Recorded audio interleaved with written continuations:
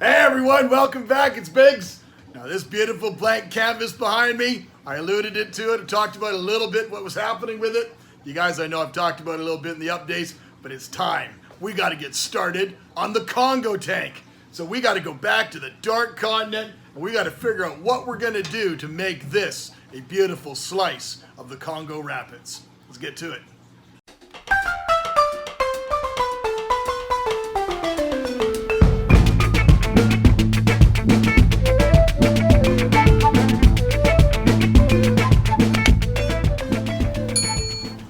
So how are we going to take, this is a standard footprint of a 180 gallon standard aquarium. It is 2 feet by 6 feet. However, the dimensions are slightly different. I got them made a little bit shorter because I wanted, just for my purposes, it worked out really, really well. I've got my notches built into these units, and this holds the same type of trickle filters I mentioned earlier that you have on the other 160. Still haven't been able to acquire acrylic at a realistic price. Just looking for a couple of scraps to make some drip trays, but that will eventually happen.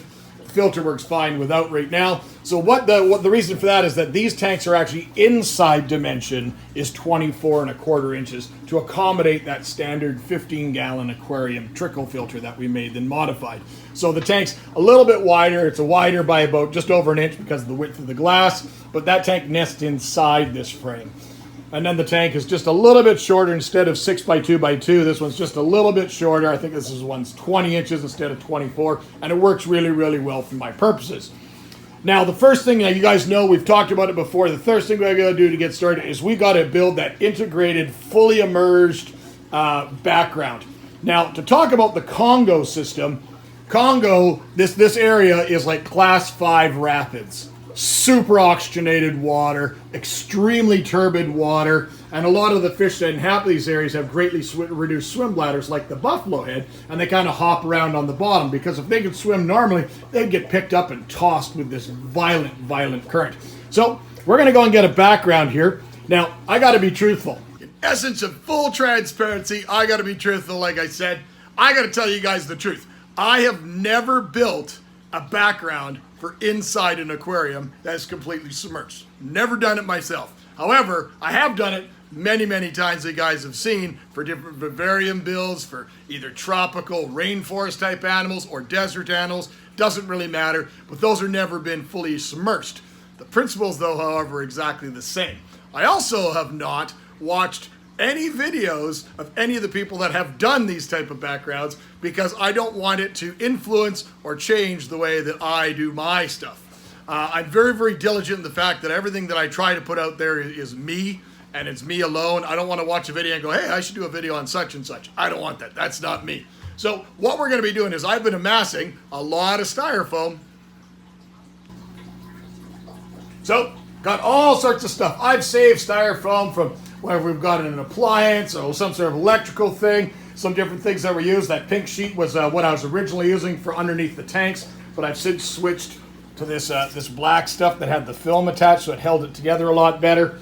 But I have lots of different types of styrofoam. Some are great in the fact that they're nice and dense. This is a nice, firm, hard type of styrofoam. And then there's pieces like this that weigh absolutely nothing and are very lightweight.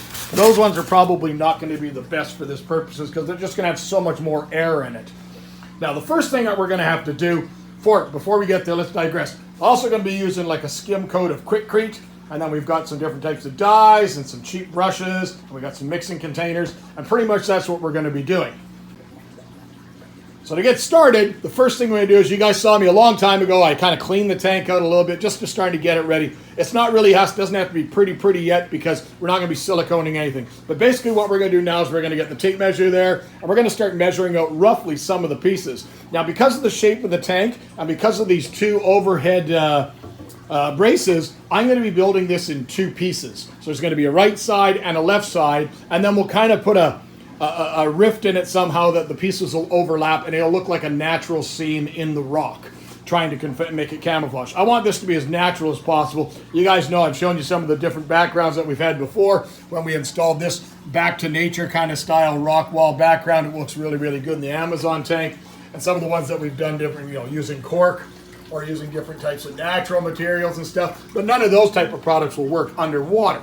So we're going to go and do this one out of styrofoam. So what we needed to do first was to measure. Now the height of this tank inside is roughly about 20 inches. It doesn't have to go right to the bottom because we are going to have some substrate, but we do want to go around the edges. We want to try to completely change the look that you won't even know that that's there. It'll just look like a natural rock or boulder. We want to have that rugged. So what I'm using is I'm using the pink styrofoam first. And because it's nice and dense, it's smooth, it'll be easy to adhere with silicone later to the back side. My first piece roughly is going to be somewhere about there. And again, these are just rough cuts to get started. I did this kind of weird cut on the left-hand side here because that way, when I go and put the other side in, we can overlap it and blend it out so it'll look like a rock seam. So that's for the two backs. Then we got to make little pieces for the side, piece for the side, and then blend it out. I might even bring it out a little bit and blend it in.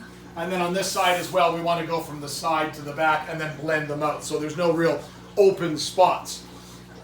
So that's the two piece. We're going to get started with that. Let's keep going.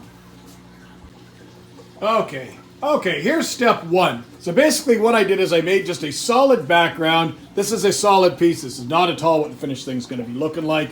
Got a solid back for there. I did this kind of random kind of cut here because I want to have it in a way that I can completely conceal the seam. So I have a bit of a cutoff sort of thing that we'll be able to do something. This will be attached to one or the other and it'll overlap and it'll all be molded down to make it look like natural rock. Then when we get into the corner here, we just used up our whole piece. This will cover up this angle so perfectly. And then I just used a couple of scraps to make this one here.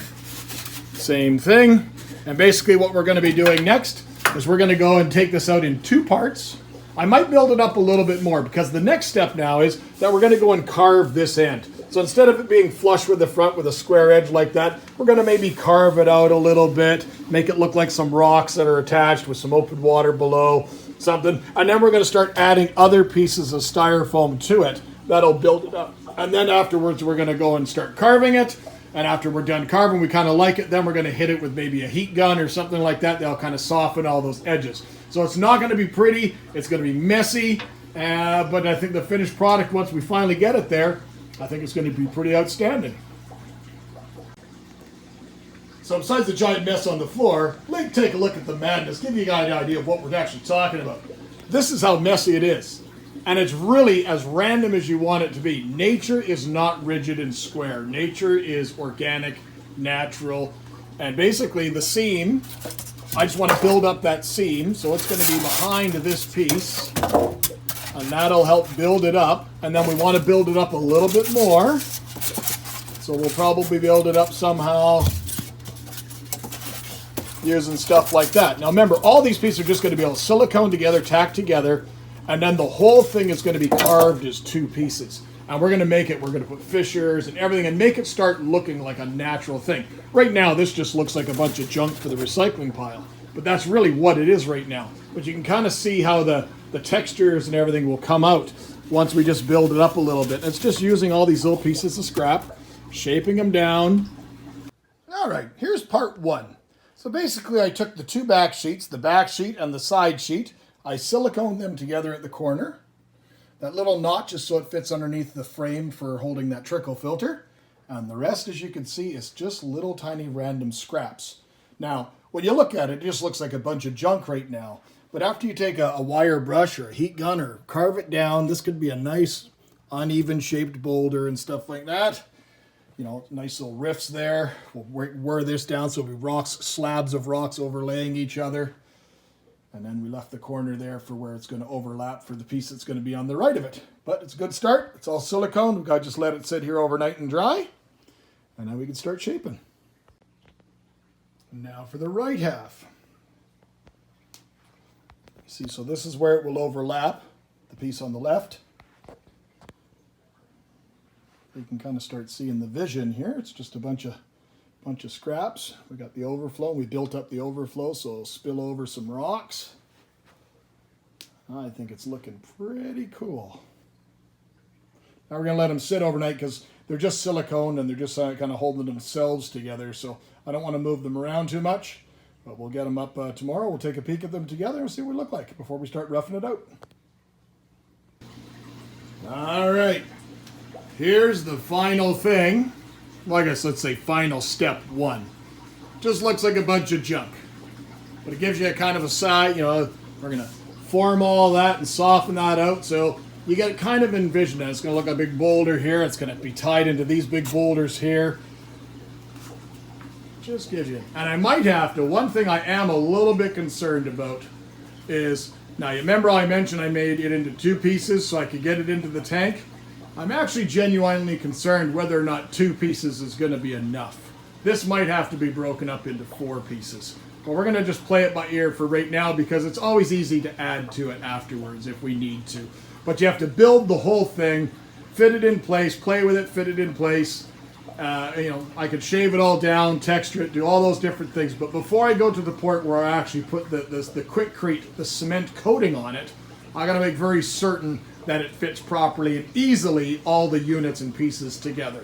So, but there's perfect what it looks like before we start forming. So as mentioned at the beginning, you guys got to remember, I've never done this one before. I just had an idea and a plan. And once we started applying the heat, I can truthfully say this was an absolute abysmal failure. The different composites of the different types of styrofoam did not work whatsoever. They melted in differently, and it was just not worth it whatsoever in continuing. So this project was an absolute fail. Back to square one. Let's do it proper this time.